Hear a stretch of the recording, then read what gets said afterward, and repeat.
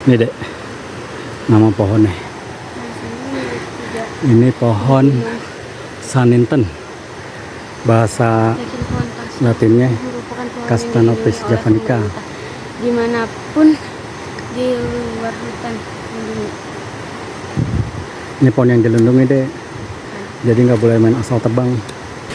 Ini dek, ada lagi dek. Baca dek. Hingga 20 meter. Ini dengan pohon beringin.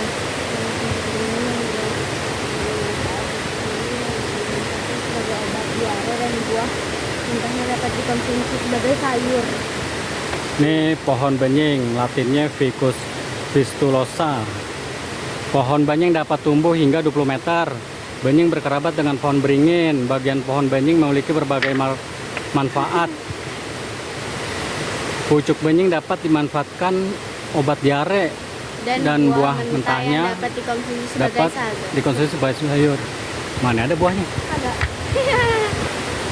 Wah, lagi nggak berbuah deh.